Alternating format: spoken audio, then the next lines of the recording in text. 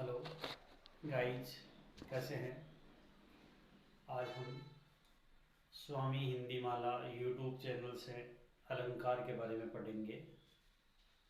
बात करते हैं अलंकार पर।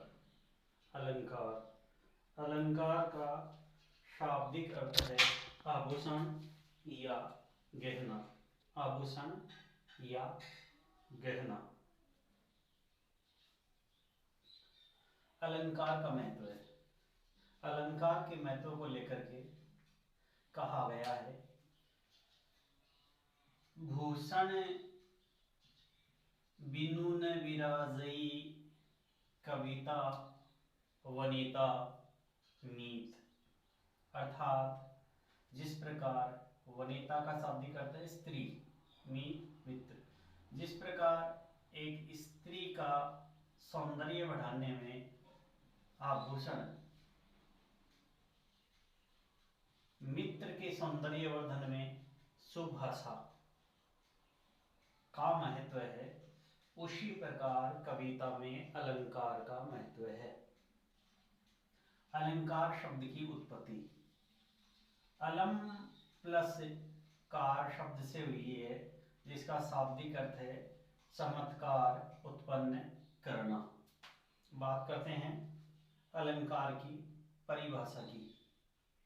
अलंकृतौ अलंकार है, अर्थात काव्य की शोभा बढ़ाने वाले शब्द अलंकार कहलाते हैं। अब बात करते हैं अलंकार के भेद।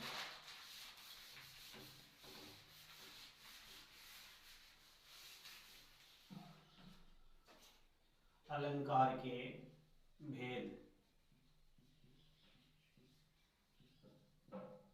सामान्यतः अलंकार के 3 भेद होते हैं। नंबर 1 शब्दालंकार।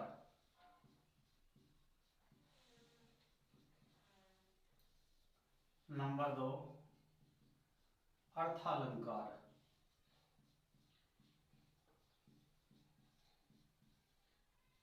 नंबर 3 उभयालंकार। शब्दालंकार,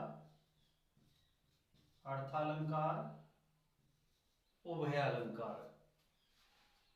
शब्दालंकार काव्य में जहां शब्द के सहारे चमत्कार उत्पन्न हो, शब्दालंकार कहलाता है। काव्य में जहां शब्द के सहारे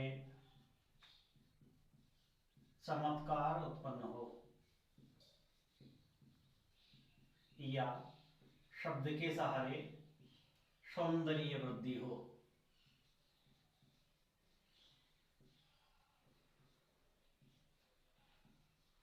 शब्दालंकार कहते हैं। अर्थालंकार काव्य में जहां अर्थ के सहारे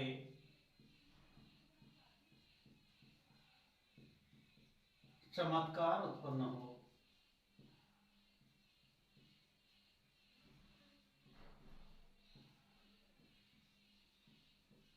बोलेंगे अर्थालंकार। उभयालंकार काव्य में जहां शब्द तथा अर्थ इन दोनों के सहारे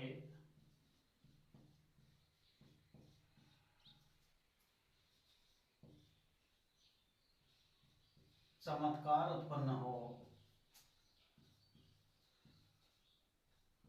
उभयालंकार कहते हैं।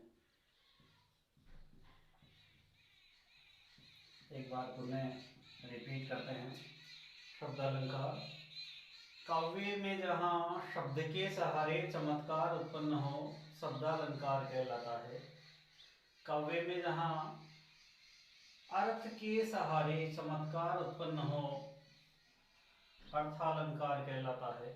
उभय संस्कृत में उभय का शाब्दिक अर्थ है दोनों। काव्य में जहाँ शब्द तथा अर्थ इन दोनों के सहारे चमत्कार उत्पन्न हो, उभयालंकार कहलाता है। अब बात करते हैं विभिन्न अलंकार।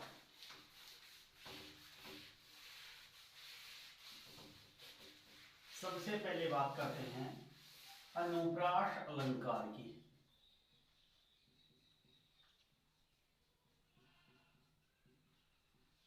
अनुप्रास अलंकार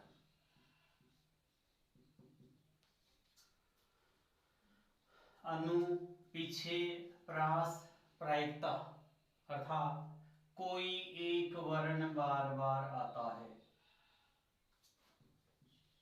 काव्य में जहां एक ही वर्ण की बार बार आवृत्ति हो,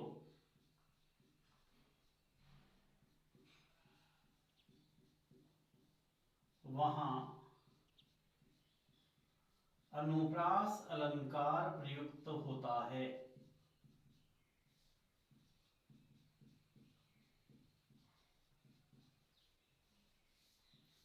वर्ण अक्षर भाषा की छोटी से छोटी इकाई।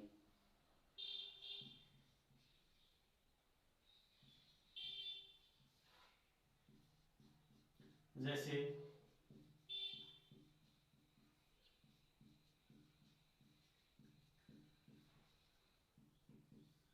तरणी, तनुजा, तट, तमालिनी, तरुवर बहु छाये।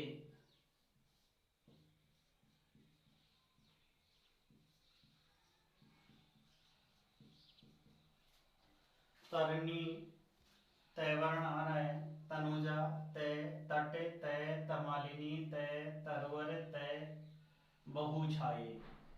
इस कविता में तय वर्ण की बार बार आवृत्ति हो रही है, तय वर्ण बार बार आ रहा है, इसलिए यहाँ अनुप्रास अलंकार है।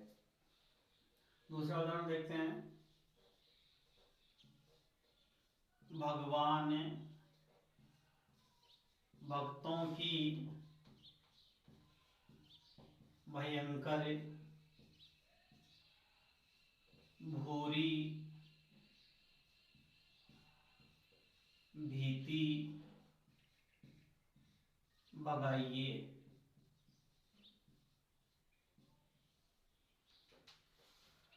भगवान भक्तों की भयंकर भूरी भीति भगाइए। यहाँ भय वर्ण बार बार आ रहा है, लेकिन यहाँ थोड़ा सा परिवर्तन है। आप ऐसा न समझे कि जहाँ मात्रा परिवर्तित हो वहां अनुप्रास अलंकार नहीं होगा, नहीं। वर्ण बार बार हो, वर्ण का स्वर के योग से जो भी मात्रा हो वह मात्रा कैसे भी हो वहां अनुप्रास अलंकार ही माना जाएगा। कानन, कठिन, भयंकर भारी। कानन, कठिन, भयंकर, भारी।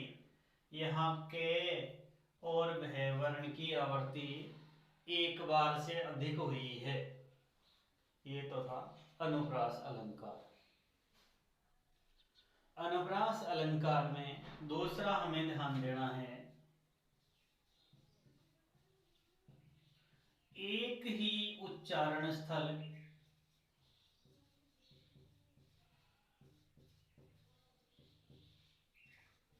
वाले वर्णों की आवृत्ति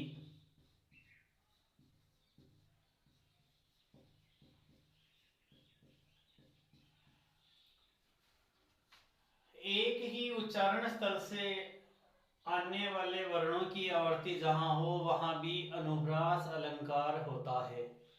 अब हमें उच्चारण स्थल के बारे में थोड़ी सी जानकारी लेनी है।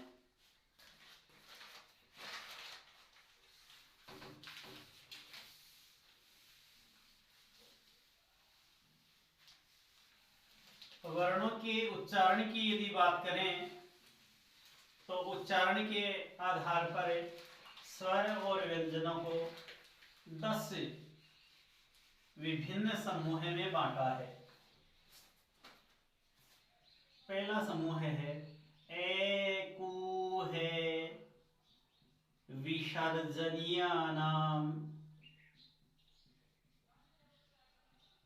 कंठे। सूत्र यह कह रहा है कि ए आ कु कु मतलब के वर्ग के खे गे घे ड़ है तथा विसर्ग, इनका उच्चारण कंठ से होता है। कंठे वर्ण एक से अधिक बार किसी पंक्ति में आए वहां भी अनुप्रास अलंकार अवश्य मानेंगे। 2 नंबर देखिए, इचु यशानाम तालव्ये। सूत्र क्या कह रहा है?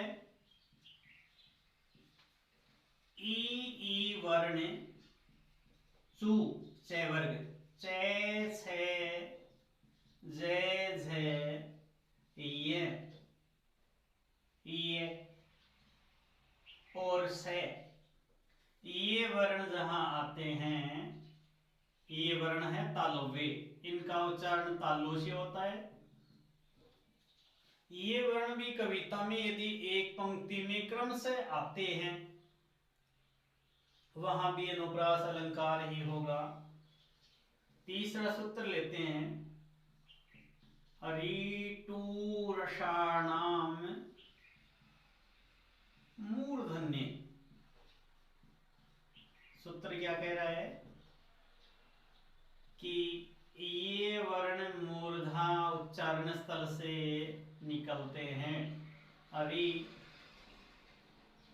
टू टे वर्ग टे ठे डे ढे ने, ये के बाद में रे, से के बाद में षटकोण वाला से, ये मूर्धा से बोले जाते हैं। तालव्य लृत लसानाम तालव्ये। सूत्र क्या कह रहा है? लृ ले ते वर्ग के 5 अक्षर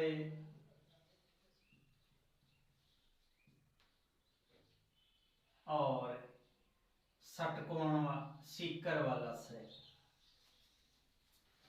लीत लसानाम तालव्ये लृ ले ते थे दे धे ने और सीकर वाला से, ये उच्चारण तालु से उच्चरित होते हैं। अब बात करते हैं ओष्ठ्य वर्ण। सूत्र है उ पू वे मध्य मानव ओष्ठ्य, अर्थात उ पे फे बे भे मैं, पू पे वर्ग आ गया और ये हुए, इनका उच्चारण स्थल ओष्ठ है। तो जहां पर ये वर्ण दोहराए जाते हैं वहां भी अनुप्रास अलंकार माना जाता है। ध्यान दीजिए, एक ही उच्चारण स्थल वाले वर्णों की आवर्ती में भी अनुप्रास अलंकार होता है। जैसे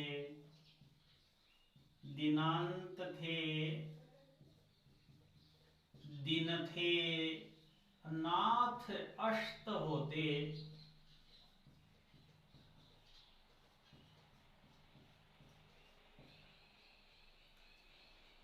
यहाँ दैत है और ने उच्चारण स्थल है इनका लट लसानाम दंते, दंते उच्चारण स्थल के शब्द रिपीट हो रहे हैं, इसलिए यहाँ भी अनुप्रास अलंकार है।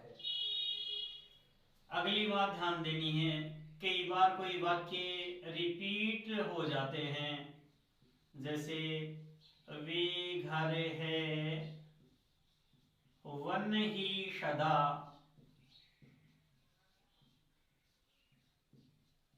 जहां नहीं बंधु वियोग,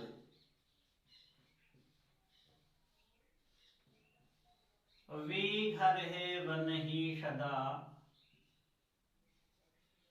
जहां नहीं बंधु वियोग, वे घर है वन ही सदा, जहां है बंधु वियोग। यहाँ पर एक ही वाक्य रिपीट हो रहा है, केवल है और नहीं का परिवर्तन हुआ है,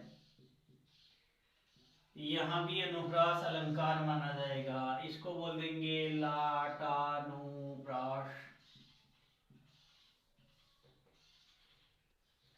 इसे बोल देंगे, इस नियम को श्रुत्यानुप्रास।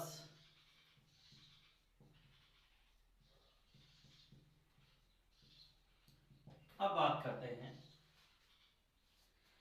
कई बार अंतिम वर्णों का जहां पर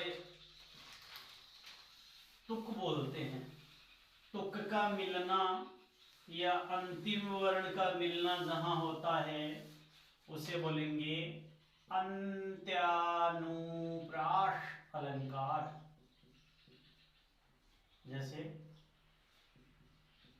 काली काली अलकों में, काली काली अलकों में, सिहर रहा नित पलकों में। यहाँ पर अंतिम वर्ण मिल रहा है तुकांत, अलकों और पलकों में तुकांत है, यहाँ अंत्यानुप्रास अलंकार होता है। मित्रों, अब बात करते हैं यमक अलंकार की।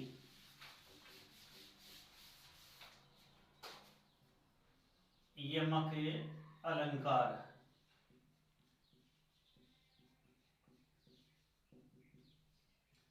काव्य में जहां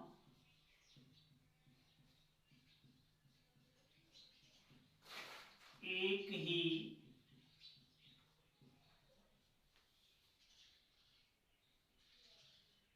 शब्द की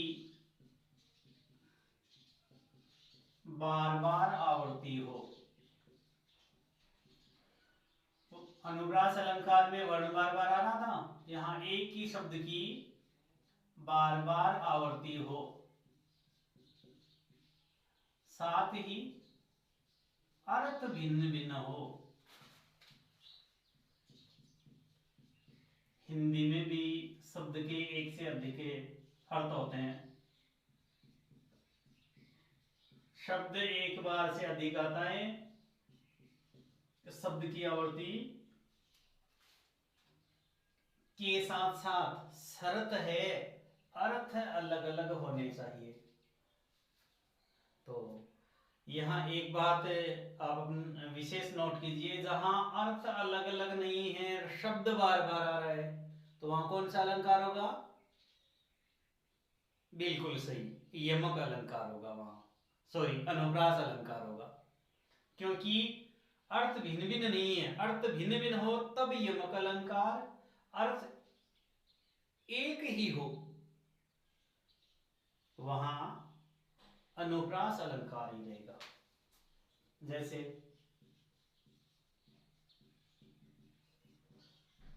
कनक कनक ते सोगुनी मादकता अधिकाई।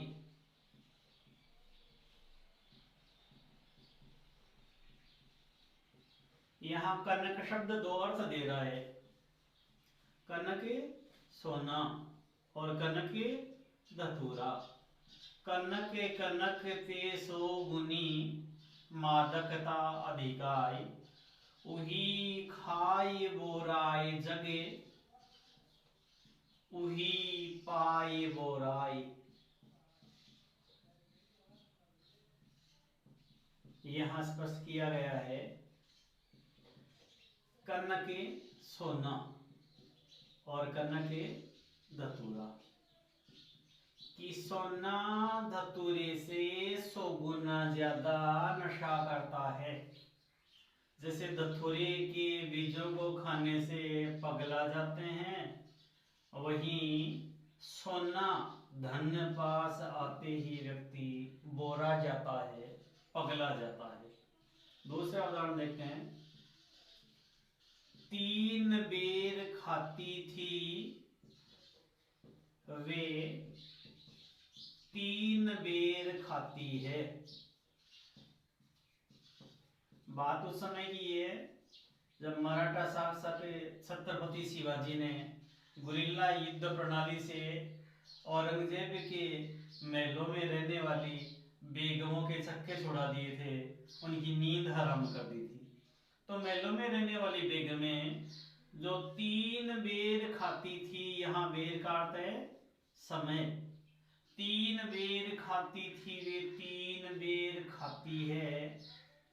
महलों में रहने वाली रानियां जो सुबह अर्ली मॉर्निंग ब्रेकफास्ट, दोपहर को लंच, नाइट को डिनर, वे कभी कभी तो और शिवाजी के डर से जंगलों में भागती छिप रही है, और कभी कभी तो बेचारियों को 3 झाड़ी वाले बोर फली खाने को मिलते हैं। विजन में डुलाती थी, विजन पंखा, अपनी भाषा में बोलते हैं बीजना। दासियों द्वारा जो पंखा झल्लाया करती थी, विजन डुलाती थी वे विजन डुलाती है। विजन जंगल। वे बेगमें जो दासियों से पंखा झल्लाया करती थी, वे आज जंगल में इधर उधर अपने वस्त्रों को हिलाते हुए घूम रही है। अगला उदाहरण लेते हैं। मित्रों, यहाँ शब्द एक बार से अधिक आया है और शब्द के अर्थ भिन्न भिन्न आ रहे हैं। ऐसी स्थिति में यहाँ यमक अलंकार प्रयुक्त हुआ। चलिए, 2 उदाहरण काफी है। अब बात करते हैं श्लेष अलंकार की। श्लेष अलंकार। श्लेष का शाब्दिक अर्थ है चिपका होना। ये थोड़ा सा आपको यमक से भिन्न लगेगा। क्यों लगेगा? क्योंकि यमक अलंकार में कोई शब्द बार बार आता है, जबकि श्लेष अलंकार में शब्द की आवृत्ति एक ही बार होती है। देखिए, ये श्लेष अलंकार काव्य में जहां शब्द की आवृत्ति तो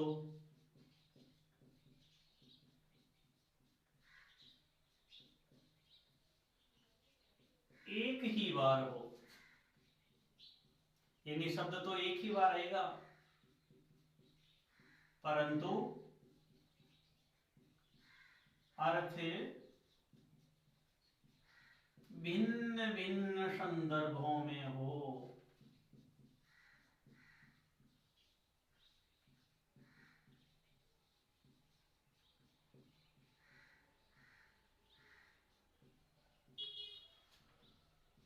वहां श्लेष अलंकार प्रयुक्त होता है। परिभाषा दोबारा देखिए। काव्य में जहाँ शब्द की आवृत्ति तो एक ही बार हो, परंतु अर्थ भिन्न भिन्न संदर्भों में हो, श्लेष अलंकार प्रयुक्त होता है। अब बात करते हैं श्लेष अलंकार के भेद। श्लेष अलंकार के दो भेद है, अभंग श्लेष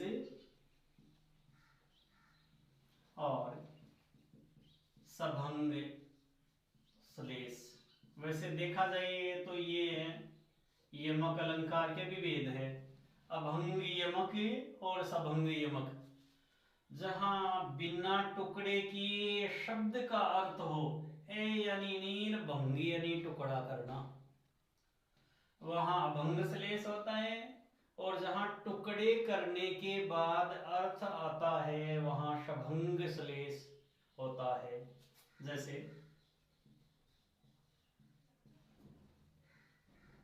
पानी गए न उबरे, मोती मानुष चून।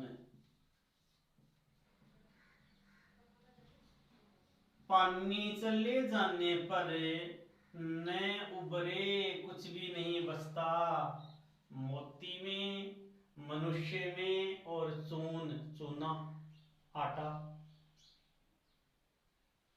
यहाँ पानी शब्द के तीन अर्थ है। मोती के संदर्भ में पानी चमक के लिए आया है, मनुष्य के संदर्भ में इज्जत के लिए आया है, और चून के संदर्भ में जल अर्थ प्रकट हुआ है। ये है श्लेष अलंकार का चमत्कार। यहाँ अर्थ चिपक गए एक शब्द के तीन। दूसरा उदाहरण देखते हैं सभंग श्लेष का। चिर जीवो जोरी जुरेई, घटे न स्नेह गंभीर। चिर जीवो लंबे समय तक जिए, जोरी जुरे इनकी जोड़ी बनी रहे, घटे न स्नेह प्रेम घटे नहीं, गंभीर गहरा इनका गहरा प्रेम कभी टूटे नहीं। बात यहाँ कृष्ण और राधा के लिए कही गई है। का घटी हो, का घटी है वृष भानुजा। राधा के पिता का नाम था वृषभानु, और जाया बेटी, वृषभानुजा, वृषभानु की बेटी अर्थात राधा। का घटी वृषभानुजा, वे हल धरे के वीर। यहाँ एक चमत्कार से दूसरा चमत्कार उत्पन्न होगा।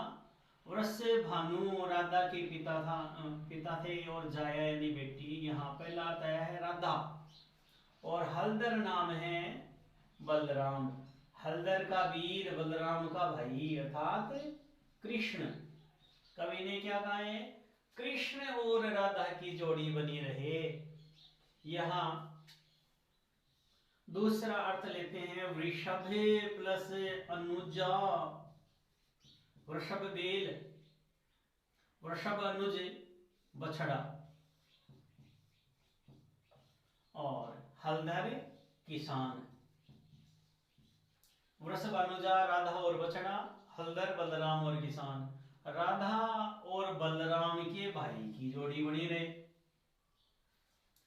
और वृषभ अनुजा का भाई, अनुजा पुत्री, बहिन, छोटी बहिन, वृषभ अनुजा, बेल की अनुजा का भाई बछड़ा। एक चमत्कार और देखते हैं। यहाँ ये सभंग श्लेष आ रहा है टुकड़े करने पर,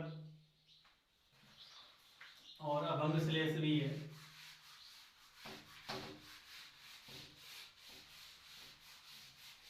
चरण धरत चिंता करते,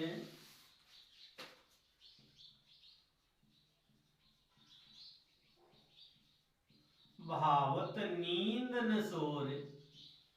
चरण धरत चिंता करते, भावत नींद न सोर। चरण रखते ही चिंता करते हैं जग ना जाए।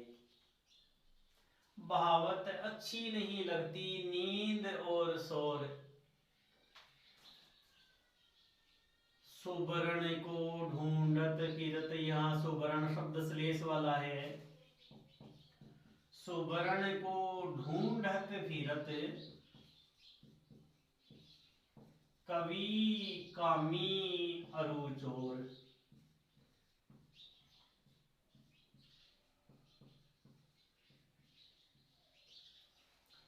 चरण धरत चिंता करत, भावत नींद न सोर। सुवर्ण को ढूंढत फिरत, कवि कामी अरु चोर। चरण धरते ही चिंता करते हैं, नींद व शोर अच्छा नहीं लगता। सुवर्ण को ढूंढते हैं, कौन? कवि। कवि के संदर्भ में यहाँ सु यानी अच्छा और वर्ण लिख देंगे सुवर्ण, सुंदर अक्षर, सुंदर शब्द। कवि अपनी कविता के लिए सुंदर शब्द ढूंढता है। और कामी, सु यानी अच्छा प्लस वर्ण यानी रंग, कामी पुरुष गोरा रंग ढूंढता है। और चोर सुवर्ण लिखेंगे स्वर्ण, सोना। चोर सोने को ढूंढता है। सुवर्ण श्लेष शब्द के 3 अर्थ यहां प्रकट हुए। चलिए गाइस, अगला अलंकार पढ़ते हैं। रूपक अलंकार।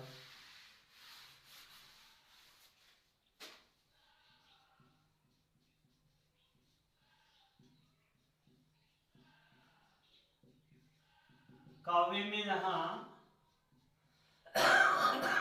उपमेय पर उपमान का अभेद्य आरोप हो, उपमेय पर उपमान का अभेद्य आरोप हो। उपमेय बोलेंगे विशेष्य या वस्तु, उपमान बोलेंगे गुण या विशेषता।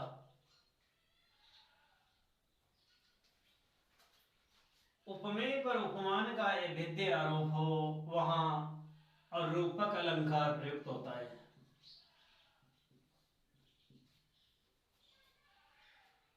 जैसे प्रीति नदी में पाऊ ने बोरियो, यहाँ प्रेम पर नदी का आरोप है। अधिकांशतः रूपक अलंकार में उपमान और उपमेय या उपमेय और उपमान के बीच ये योजक शब्द मिलेगा। इस योजक शब्द को हटाएंगे, यहाँ रूपी शब्द लगा देंगे। सार्थक बैठे, कर्मधारय समास हो, वहां श्योरली हम रूपक अलंकार जान जाएंगे। जैसे अवधेश के बालक चारि सदा, अवधेश के बालक चारि सदा, तुलसी मन मंदिर में विहसई।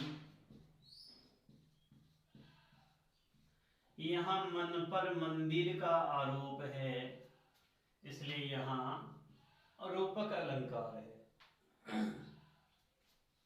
अगला उदाहरण देखते हैं।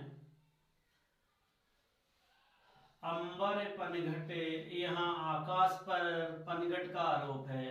अंबर पनघट में डुबो रही, आकाश रूपी पनघट में डुबो रही है। तारा घटे, तारा रूपी घड़े को उषा नागरी, उषा रूपी चतुर-स्त्री, नागरी, चतुरिणी, चतुर-स्त्री। चलिए मित्रों, अब बात करते हैं उपमा अलंकार की। सादृश्यता के कारण वस्तु की तुलना गुणों से की जाए। वस्तु की तुलना गुणों से की जाए, वहां उपमा अलंकार होता है। सादृश्यता के कारण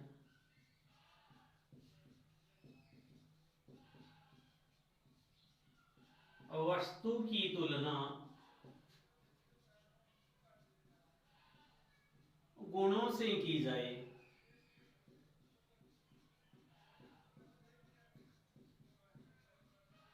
उपमा अलंकार प्रयुक्त होता है। और उपमा हम अपने तरीके से समझे तो किसी को सर्वश्रेष्ठ गुण से आरोपित करना ही उपमा देना होता है। उपमा कालिदास से, कालिदास उपमा देने में बड़े श्रेष्ठ थे। अब बात करते हैं उपमा अलंकार के अंग। उपमा के 4 अंग है। उपमेय, उपमेय बोलते हैं जिसकी तुलना की जाए, और हमेशा तुलना वस्तु की जाती है। जिसकी तुलना की जाए उपमा। उपमेय, उपमान जिससे तुलना की जाए।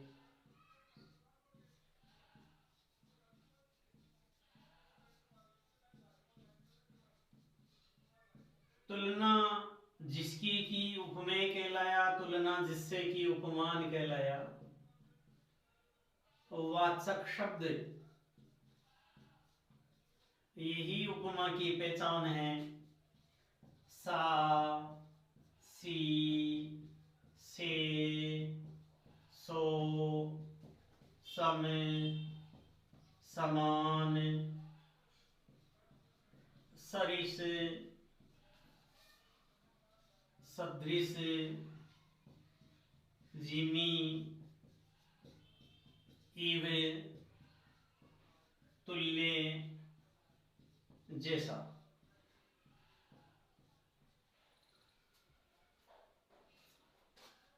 की तरह शब्द भी वाचक शब्द में संयुक्त है। सा, सी, से, सो, सम, समान, सरिस, सदृश, जिमी, इव, तुल्य, जैसा।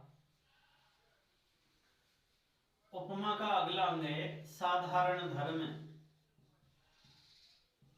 बोल देंगे समानता का आधार। चारों बिंदुओं को समझने के लिए एक उदाहरण लेते हैं। सीता का मुंह है चांद सा सुंदर है। यह मुंह है उपमेय, चांद उपमान, वाचक शब्द क्या आया? बिल्कुल सा। सा और साधारण धर्म समानता का आधार सुंदर गुण। उपमा अलंकार के पश्चात अब पढ़ते हैं उत्प्रेक्षा अलंकार। और उत्प्रेक्षा अलंकार में तो वाचक शब्द जन्नो मनो जानो मानो जहां आ जाए वहां उत्प्रेक्षा अलंकार है। बात करते हैं उत्प्रेक्षा अलंकार की परिभाषा की। काव्य में जहां उपमेय में उपमान की संभावना हो, उपमेय में उपमान की संभावना हो, काव्य में जहां उपमेय में उपमान की संभावना हो उत्प्रेक्षा अलंकार प्रयुक्त होता है। तथा जनु, मनु, जानो, मानो, जनहु, मनहु, ज्यों वाचक शब्द प्रयुक्त हो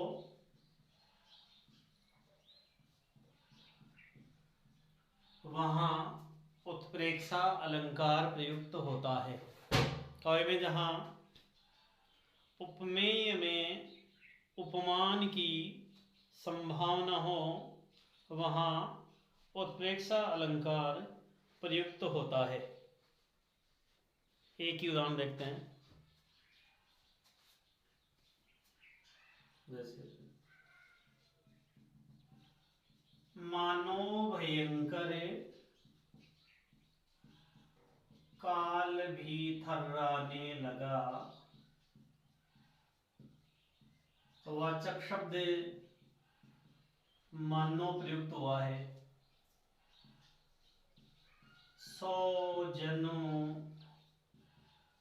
हमारे माथे काढ़ा। जनु शब्द का प्रयोग हुआ है, यहाँ उत्प्रेक्षा अलंकार आया। अब बात करते हैं विरोधाभास अलंकार।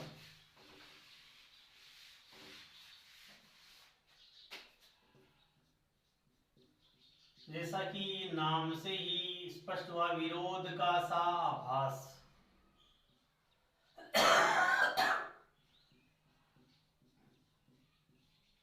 काव्य में जहां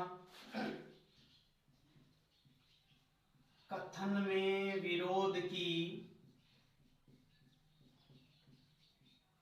प्रतीति हो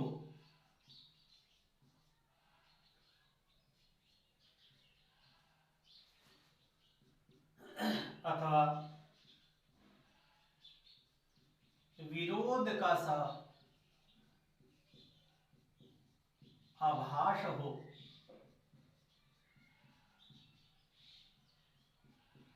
विरोधाभास अलंकार प्रयुक्त होता है।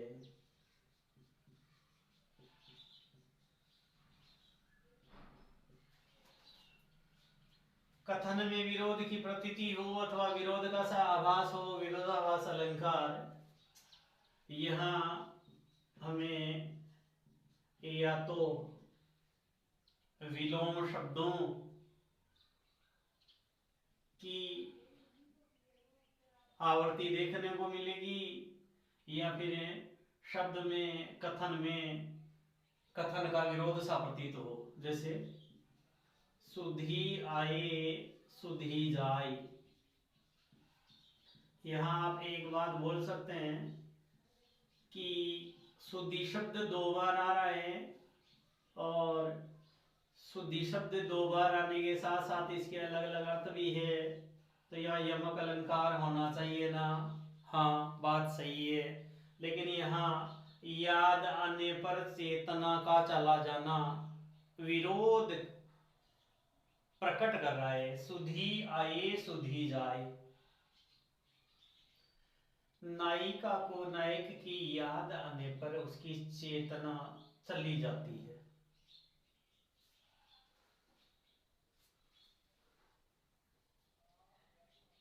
ज्यों ज्यों बूढ़े श्याम रंग।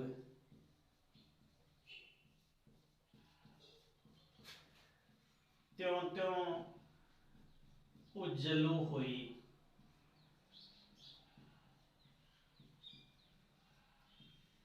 जितना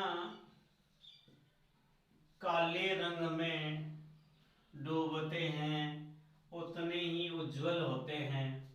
यहाँ श्याम का विपरीत उज्जवल श्वेत है, इसलिए यहाँ विरोधाभास अलंकार है।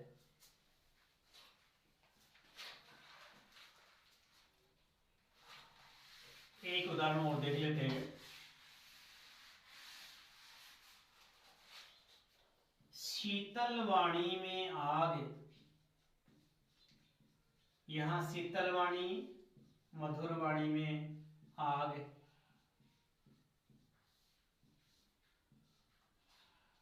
कथन का विरोध सा प्रकट हो रहा है, इसलिए यहाँ विरोधाभास अलंकार प्रयुक्त हो रहा है। चलिए अगला अलंकार हम पढ़ते हैं।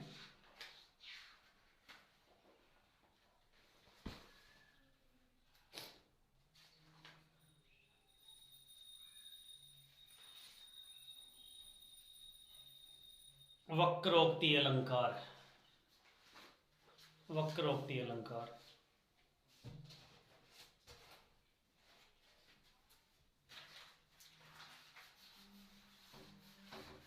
हाल ही माध्यमिक शिक्षा बोर्ड द्वारा 12वीं कक्षा के सिलेबस में पैटर्न में जोड़ा है ये।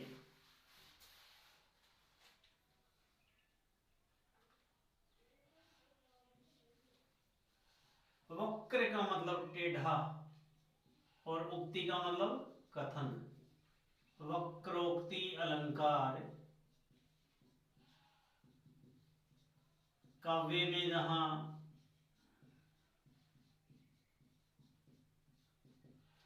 कथन का से कुछ वक्र हो, भिन्न हो, यानी श्रोता कही गई बात से दूसरा अर्थ ले।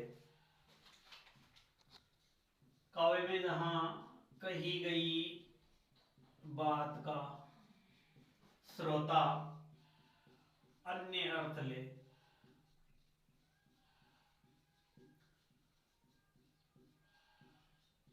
अथवा कथन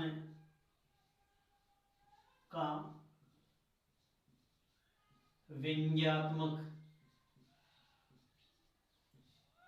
आशय ले, वहां पर वक्रोक्ति अलंकार प्रयुक्त होता है। जैसे एक बार अर्धरात्रि के समय कृष्ण राधा के घर जाकर दरवाजा खटखटाते हैं। राधा पूछती है, कौन तुम? कृष्ण ने कहा, घनश्याम हम। कौन तुम? घनश्याम हम। राधा बोलती है, तो वर्षों कित जाए, यहाँ क्या लेने आए हो? कहीं जाकर के बरसो। घन यानी बादल, श्याम यानी काले। यहाँ घनश्याम वक्ता की बात का श्रोता ने अलग अर्थ ले लिया। कौन तुम? मैं हरि। राधा पूछती है, आप कौन हैं? कृष्ण कहते हैं, मैं हरि अर्थात कृष्ण। तो बसो कानन पहाड़ पर, कहीं जंगल में या पहाड़ पर जाकर बसो। यहाँ कही गई बात का श्रोता ने अन्य अर्थ लिया है, इसलिए यहाँ वक्रोक्ति अलंकार है। अब बात करते हैं वक्रोक्ति अलंकार के दो भेद है। काकुवक श्लेष वक्रोक्ति, जहां पर अर्थ चिपके हो, श्लेष आधारित अर्थ हो। जैसे यहाँ हरि, हरि के दो अर्थ लिए, कृष्ण और बंदर। घनश्याम कृष्ण और काले बादल। दूसरा काकू वक्रोक्ति, काकू वक्रोक्ति, यहाँ बोलने वाले व्यक्ति के द्वारा बोले गए शब्दों का उसके कंठ ध्वनि के कारण, कंठ ध्वनि के कारण अलग आ से लिया जाए।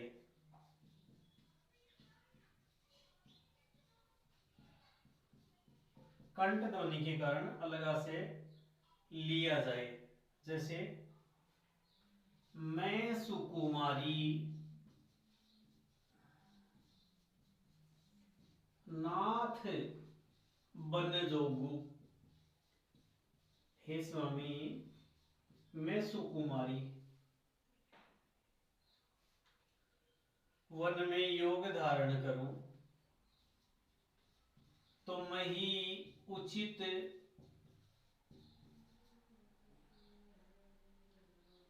तप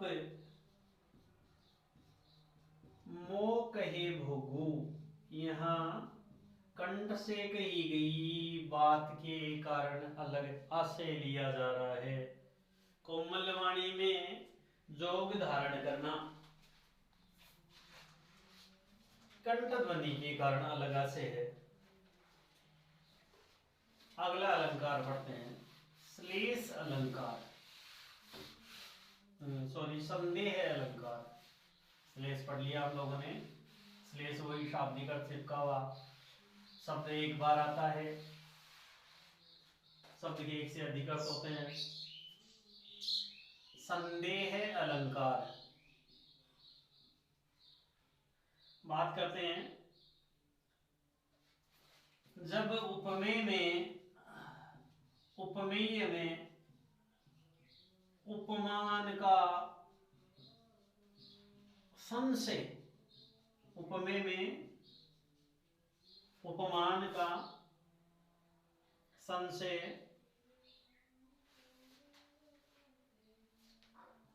का आभास हो। दूसरे शब्दों में हम ऐसे समझें कि किसी वस्तु की एक वस्तु में अनेक वस्तु के होने की संभावना दिखे, वहां संदेह अलंकार होता है। जैसे महाभारत काल के समय की बात है, दुशासन द्रौपदी का चीर हरण कर रहे हैं और उसका चीर बढ़ता जा रहा है। इसे देख करके एक कवि ने लिखा है, नारी बीच सारी है कि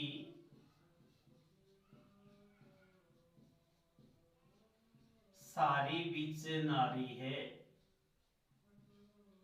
नारी के बीच में सारी है या साड़ी के बीच में नारी है।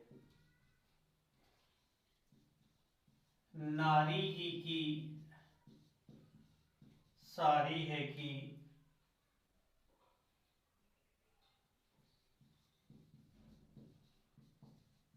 सारी ही की नारी है।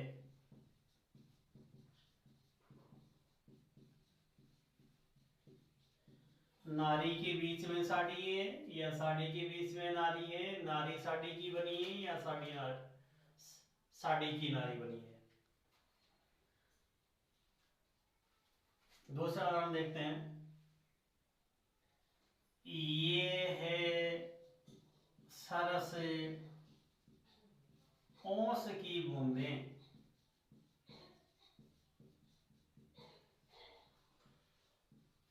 घास या पत्तों पर ओस की नन्ही बूंदों को देख करके संशय में पड़ जाते हैं। ये है सरस ओस की बूंदें या है मंजुल मोती। मंजुल सुंदर, मंजुल सुंदरता, सुंदरता भरे मोती। ये है सरस ओस की बूंदें या है मंजुल मोती। अगला उदाहरण देखते हैं, ये है पूर्ण चंद्र उगा है। पूर्णिमा का चंद्रमा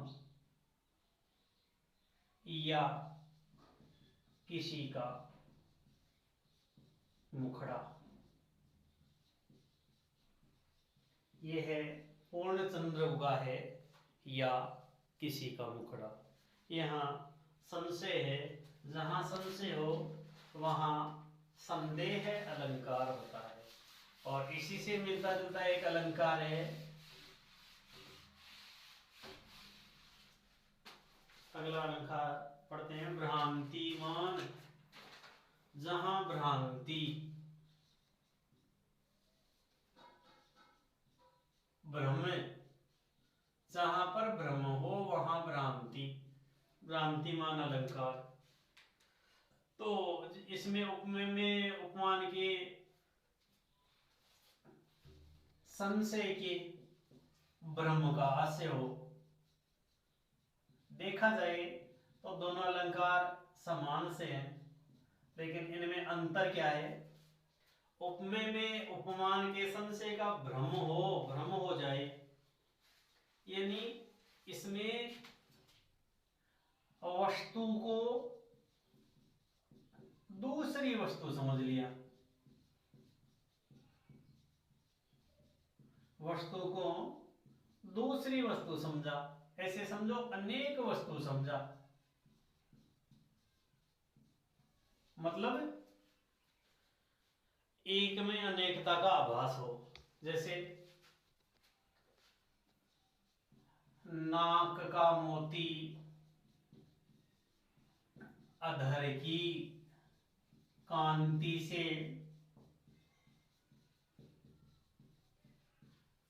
बीज दाड़िम का समझकर भ्रांति से कैसे हुआ सुख मौन है।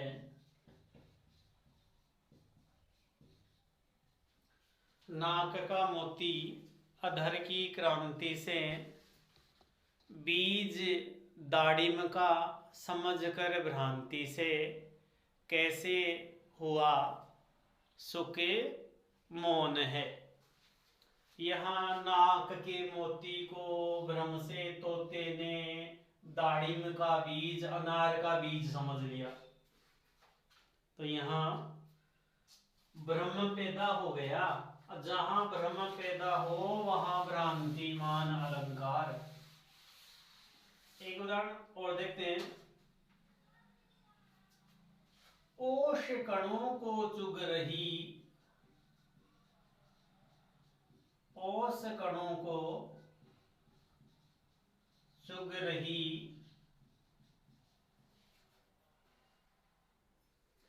हंसिनी मोती जान। हंसिनी को ओस की नन्ही नन्ही बूंदों को देखकर मोती का भ्रम हो गया, भ्रांति और भ्रांतिमान अलंकार। ओष कणों को चुग रही हंसिनी मोती जान। अगला अलंकार पढ़ते हैं, अतिशयोक्ति अलंकार। अतिशय यानी ज्यादा, उक्ति यानी कहावत, किसी बात को बढ़ा चढ़ाकर कही जाए। अतिशयोक्ति अलंकार।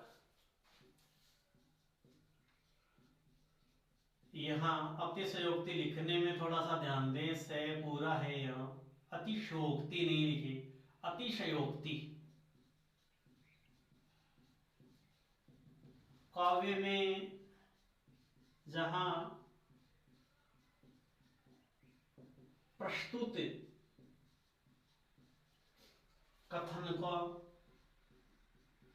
कथन या प्राणी की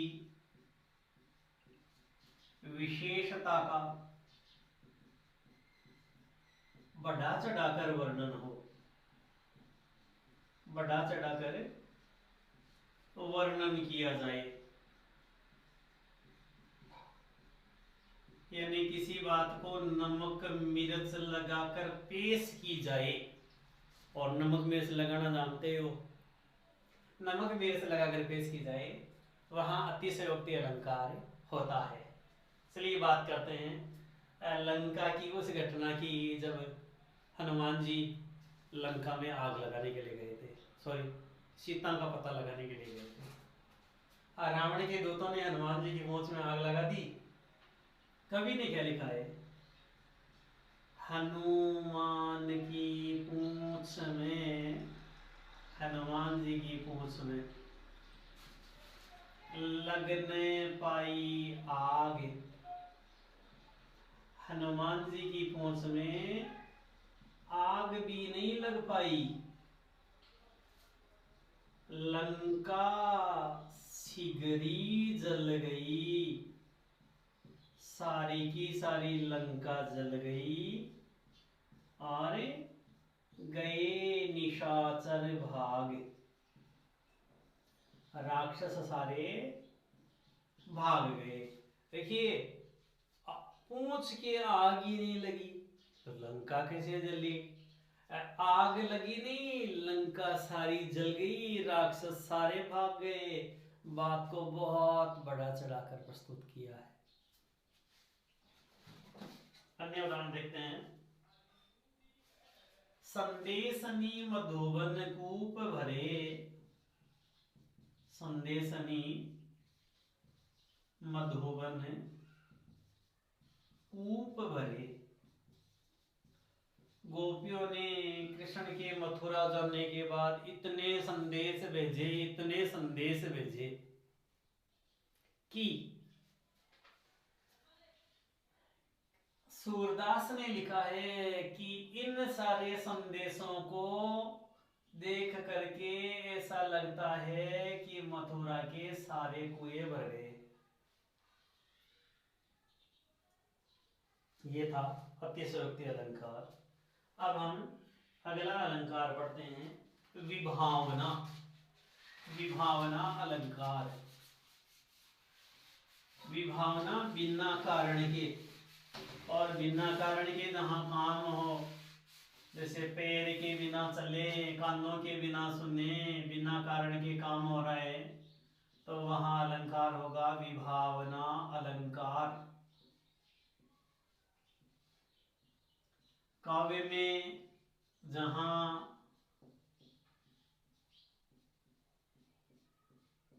बिना कारण के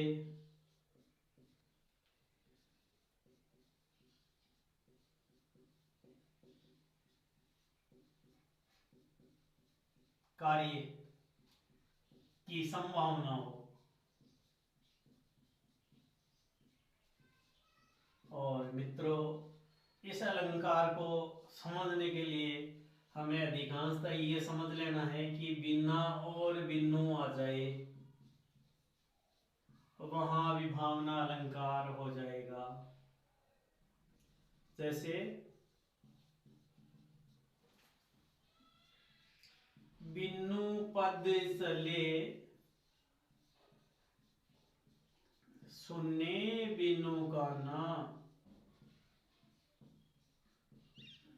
कौन सा सांप था? बिन पद चले सुने बिनु काना। बिना पैरों के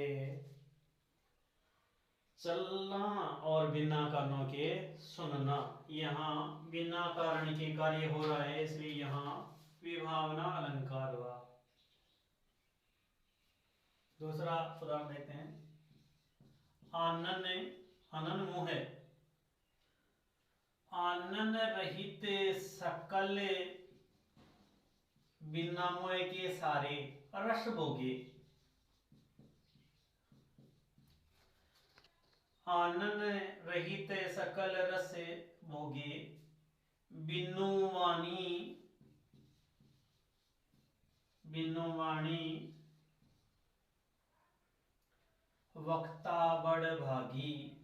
बिनु वाणी वक्ता बड़ भागी। बिना मुँह के सारे रस भोगे जा रहे हैं और बिना वाणी की भाग्यशाली वक्ता। बिना कारण के कार्य।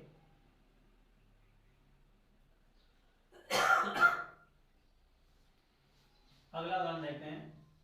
बिन घनश्याम